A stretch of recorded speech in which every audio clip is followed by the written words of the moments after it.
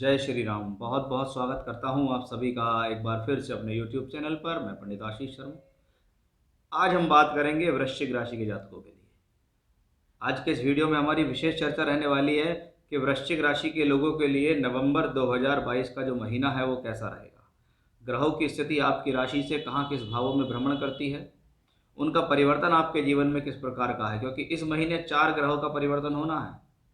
सबसे पहला परिवर्तन 11 नवंबर को शुक्र का राशि परिवर्तन, फिर बुध का राशि परिवर्तन 13 तारीख को, और 13 ही तारीख को मंगल वक्री से पीछे चलते हुए मिथुन से वृषभ राशि में गोचर कर जाएंगे।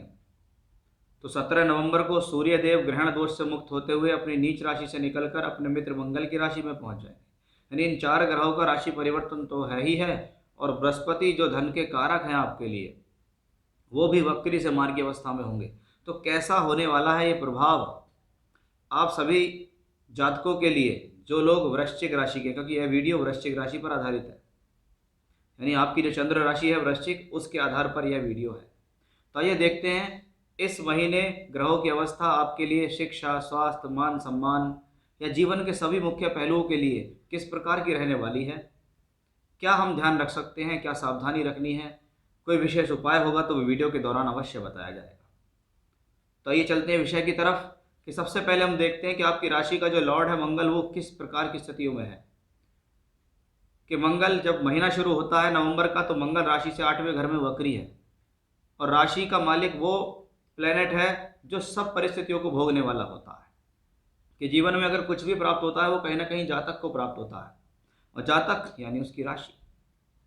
आपकी राशि का मालिक मंगल है, वो छठे घर का मालिक भी है, और 8वें घर में वक्री होकर बैठा है। यानी स्वास्थ्य से संबंधित तकलीफ देने में ये सक्षम है, डिले कराने में सक्षम है। कोई भी कार्य जिसके पीछे आप लगे हुए हैं उसमें देरी कराने में सक्षम है यही ग्रह। कि देरी से रिजल्ट देने वाला, डिले करना, किसी न किसी प्रकार से अड़चन परेशानी आना, काम में खिंचावट आना, रुकावट आना, इस ग्रह की बदौलत दिखता है, क्योंकि वो 8वें घर में भी है और अपने शत्रु बुध की राशि में वक्री होकर बैठा भी है। लेकिन जैसे ही 13 नवंबर आपके जीवन में आता है तो आपके लिए एक अच्छी खुशखबरियाँ शुरू हो जाएगी कि राशि का मालिक अष्टम से निकलकर 7वें घर के अंदर आ जाएगा, और 7वें घर के अंदर बैठकर वहाँ से ये आपके चौथी दृष्टि से दशम भाव, सप्तम दृष्टि से राशि को, और 8वीं दृष्टि से धन भाव को देखेगा। यानी अकेला मंगल 13 नवंबर के बाद आपको बहुत कुछ देने में सक्षम है। कार्य क्षेत्र के लिए अच्छा, मान सम्मान के लिए अच्छा, स्वास्थ्य संबंधी परेशानियों को दूर करेगा ये ग्रह, अड़चनों को दूर करेगा, धन की स्थितियों को लाएगा। यानी 13 नवंबर के बाद वृश्चिक राशियों के जातकों के लिए एक अच्छे समय की शुरुआत इस ग्रह से दिखाई दे रही है।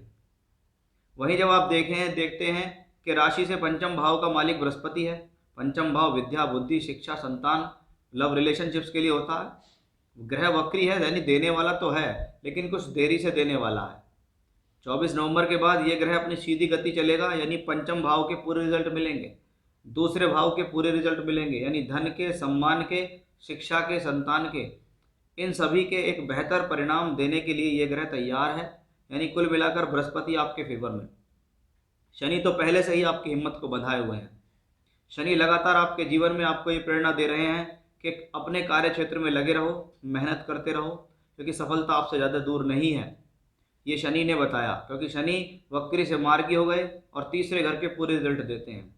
यानी जितनी मेहनत उतना लाभ, जितनी यात्राएं उतना लाभ। अपने आप को क्रिएटिविटी में जोड़ो, दूर स्थानों से जोड़ो, ऐसा कुछ काम करो जिससे जो कुछ अलग हटकर हो। क्योंकि आप देखिएगा कि शनि और बृहस्पति दोनों की दृष्टि राशि से नवम भाव पे है। बृहस्पति की 5वीं तो शनि की 7वीं दृष्टि भाग्य स्थान पर, और शनि और बृहस्पति को दोनों को काल और फल कहा गया है।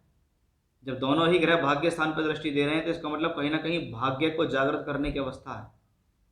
अब देखते हैं कि प्रॉब्लम्स और कहाँ पे दिखाई देती है। सबसे बड़ी प्रॉब्लम जो मुझे दिखाई दे रही है वो कार्य क्षेत्र को लेकर है।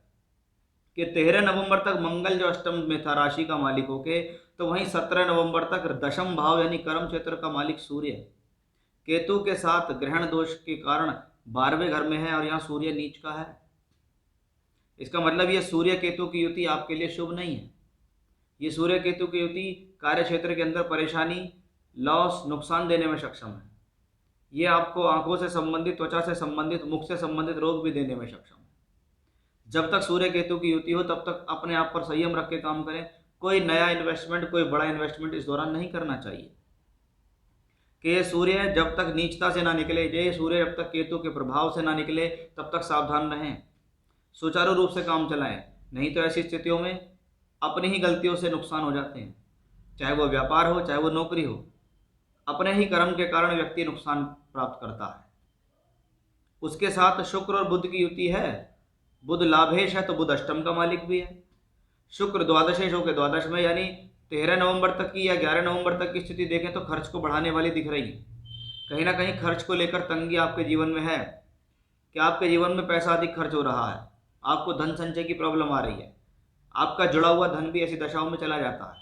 कभी परेशानी में, कभी कोई कर्ज उतारने में, कभी कोई लोन उतारने के अंदर चला जाता है, कभी कोई घरेलू जिम्मेदारी के अंदर चला जाता है, तो कभी स्वास्थ्य से रिलेटेड दवाई गोली मेडिसिन में पैसा खर्च हो जाता है।